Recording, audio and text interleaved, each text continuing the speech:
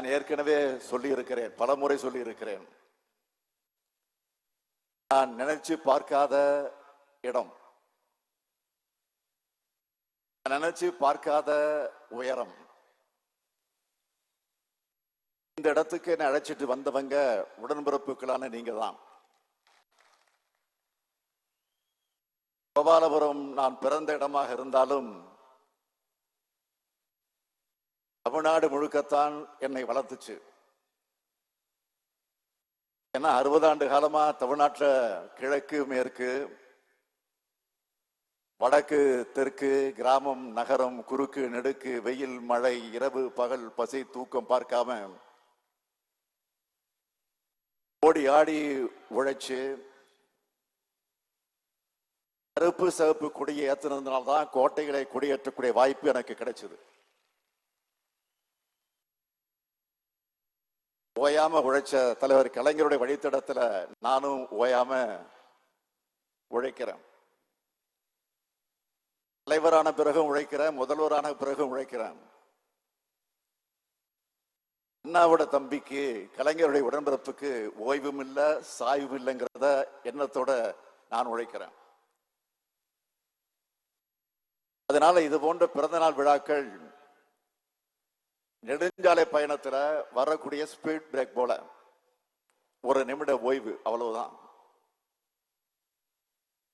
இந்த இனிய விழாவை நான் மகிழத்தக்கக்கூடிய வகையில ஏற்பாடு செஞ்சிருக்கக்கூடிய நம்முடைய மாரத்தான் அமைச்சர், சென்னை தெற்கு மாவட்டத்தினுடைய செயலாளர் மாண்புமிகு அமைச்சர் மா சுப்பிரமணியம் அவர்களுக்கும்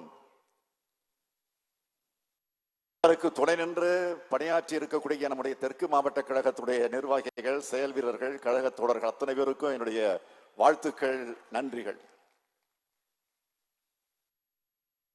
இந்த நிகழ்ச்சியில எனக்கு என்ன மகிழ்ச்சின்னா, இது பிறந்த நாள் வாழ்த்துக்காக மட்டும் இல்லாம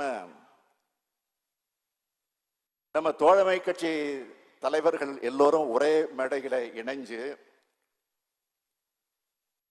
நம்முடைய மூத்த அமைச்சரும் கழக பொதுச் செயலாளருமான அருமை அண்ணன் துரைமுருகன் தலைமையில தமிழ்நாட்டுக்கான உரிமை குரலை எழுப்ப வாய்ப்பு அமைஞ்சிருக்கிறது. அதுதான் என்னுடைய மகிழ்ச்சிக்கு காரணம். மாண்புமிகு ஐயா ஆசிரியர் அவர்களும் அருமை சகோதரர் செல்வ பெருந்தகை அவர்களும் ஆறுயிர் அண்ணன் வைகோ அவர்களும் நம்முடைய மதிப்பிற்குரிய தோழர்கள் சண்முகம் அவர்களும் முத்தரசன் அவர்களும் நம்முடைய பாசமிகு சகோதரர் திருமாவளவன் அவர்களும் பேராசிரியர் ஐயா காதர்மைதீன் அவர்களும் பேராசிரியர் ஜவஹர்லா அவர்களும் அதே போல சகோதரர்கள் ஈஸ்வரன் அவர்களும் வேல்முருகன் அவர்களும் அருணாச்சலம் அவர்களும் பேராசிரியர் சுபவி அவர்களும் பொன்குமார் அவர்களும் ஸ்ரீதர் வாண்டியார் அவர்களும் எர்ணாவூர் நாராயணன் அவர்களும் முருகவேல் ராஜன் அவர்களும் கருணாசும் அதிகமானும் அம்மாசியும்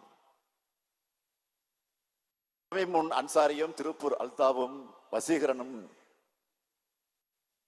இந்த மேடைய உரிமை களமா வெற்றி களமா அடித்தளமா அமைஞ்சிருக்கு. பிறந்த நாள் விழா மேடை போல இல்ல, வெற்றி விழா மேடை போல இருக்குது. ஆமா, இது வெற்றி விழா மேடை தான். 2019 இருந்து கொள்கை கூட்டணி அமைச்சு வெற்றி பெற்று வரும் நாம 2026 அடைய போகக்கூடிய வெற்றிக்கு தொடக்க விழா மேடை இது.